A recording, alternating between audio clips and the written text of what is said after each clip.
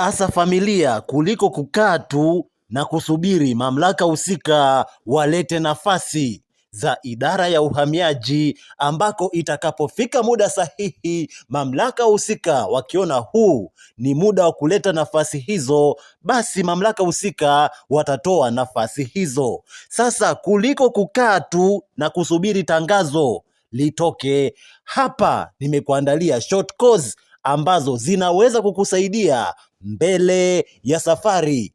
Ukipata nafasi, mfano Mungu akakusaidia ukaingia, hizi short course zinaweza kukusaidia uko mbele ya safari. Short course namba 1 ni short course ya lugha ya kigeni. Hapa naongelea mfano, kuna Kiingereza, kuna Kifaransa, kuna Kiarabu, kuna Kichina pamoja na lugha nyingineyo yoyote ya kigeni. Yani ukawa unazungumza Kiswahili pamoja na lugha nyingine yoyote, labda Kichina, Kifaransa na kadhalika. Hii itakusaidia sana, hata mfano Mungu akakujalia ukaingia ukiwa una lugha nyingine ya ziada, itakusaidia sana kwenye issue ya mawasiliano. Short course namba 2 ni short course ya customer service.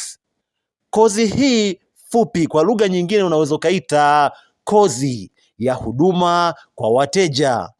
Hii kozi itakusaidia namna ya kuwasiliana vizuri na wananchi na wageni.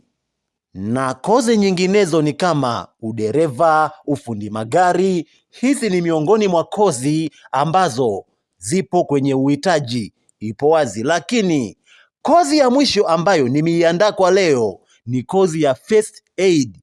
Huu ni ujuzi unaoweza kuwa na manufaa katika mazingira mengi ya kazi.